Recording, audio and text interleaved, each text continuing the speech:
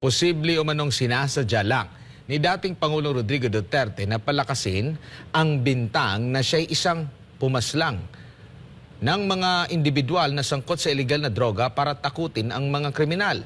Ayon pa sa kanyang dating Chief Presidential Legal Counsel, posible rin na patibong lang ito ng dating Pangulo para sa mga nag-aakusa sa kanya. Narito ang balita ni Sara Santos.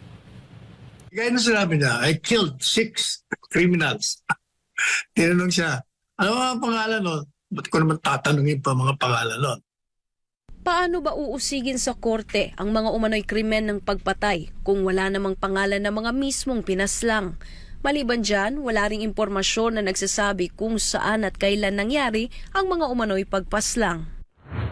Inabangan ng bansa ang kauna-unahang pagkakataon ng pagdalo ni dating Pangulong Rodrigo Duterte sa Senado para dumalo sa pagdinig nito patungkol sa umano'y extrajudicial killings sa naging war on drugs ng kanyang administrasyon.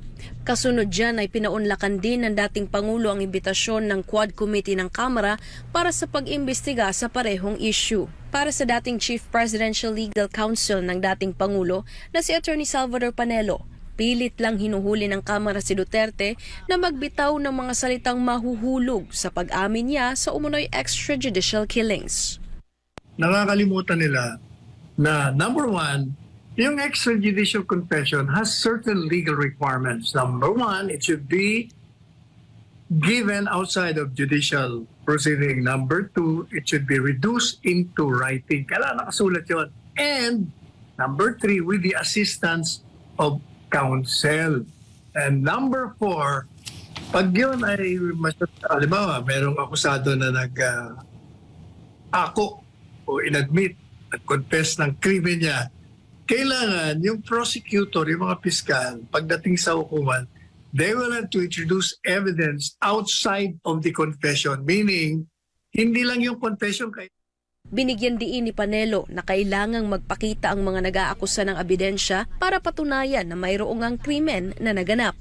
Giit din ni Panelo, posibleng may dalawang kahulugan ang sinabi ni Duterte na may 6 daw siyang pinatay dahil sangkot ang mga ito sa illegal na droga. Either it's a bluster, an exaggeration para to strengthen, palakasin yung myth or legend niya na killer siya. Bakit?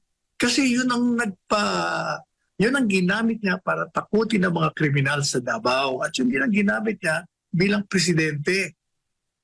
Kaya lalo niyang pinalalakas yun sa pamamagitan ng pagkikwento na mamamatay tao siya ng mga kriminal. O yeah, pwedeng ganon. Or siniset niya lang yung trap sa kanila para magmukha silang tangier o dump.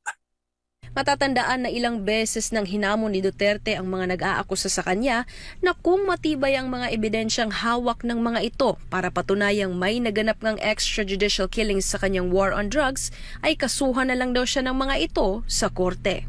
Pero si Panelo naniniwala na hindi tatayo ang planong pagkakaso laban kay Duterte sa korte. It's a misnomer. They will never stand in court simply because hindi yun talaga extrajudicial confession or admission kasi may legal requirements nga. Eh, ang problema, nakakalimutan ng mga yan. Hindi naman mga abogado. At yung isang abogado rin, nakakalimutan niya rin.